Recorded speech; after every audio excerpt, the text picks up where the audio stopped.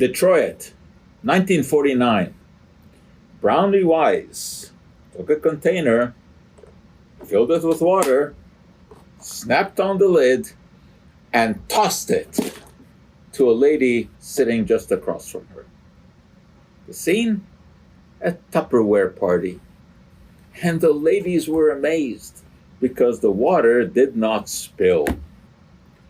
This was a huge improvement over other containers. Kitchens at that time were filled with ceramics and glass. You dropped them, they would break.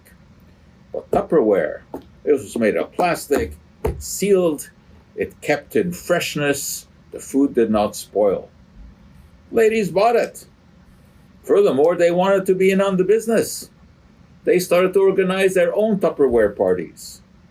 Other ladies went there. They organized their own parties. Pretty soon, it was a multi-billion-dollar business. Brownie Wise had made a huge contribution, but she did not invent Tupperware. That was Earl Tupper. Now, Earl Tupper was really an interesting character. He didn't have much of a scientific background, but in the early 1940s, he found a job at a plastic manufacturer in the US, and they were making some polyethylene. Now, polyethylene is a fascinating plastic. It was discovered in the 1930s. We're very familiar with it. I mean, these bags that we use are made of polyethylene. Industrially, it is used to make gaskets, insulation, all kinds of things. After the war, there was a lot of polyethylene that was left over. Why? Because during the war, polyethylene had been used as insulation around radar cables. It was produced in large amounts. I actually got interested in that a long time ago. That's why the first book that I ever wrote, way back in 1999, had the radar in it. Radar hula hoops and playful pigs, the connection there was polyethylene. How so? Well, you have to read the book. Polyethylene was very important during the Second World War. The Allies had it. They were able to insulate radar cables with it. The Germans did not have polyethylene, so their radar didn't work so well. It could not be put into airplanes. The Allied radar could be because it was very light, because polyethylene insulation was very light. So, for example, German submarines could be detected from the air by the British aircraft, and they could be targeted. That was a huge thing.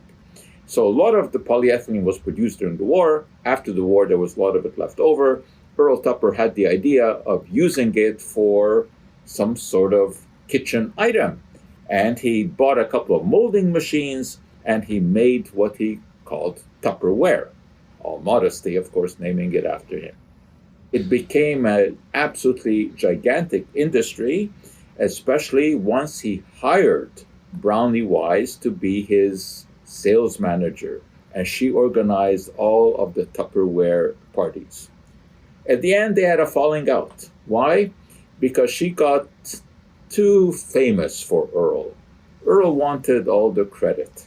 So eventually he ended up firing her. He sold the whole business, and he moved to Costa Rica, divorced his wife, and apparently lived happily ever after.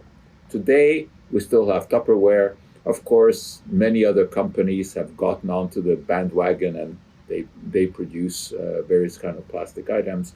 But it was the Tupperware party that made it so popular, and Brownie told everyone how you would take the lid, push down on it, lift it up, let it burp out the air, and then you had a perfect seal, and that was the beginning of the marvels of Tupperware.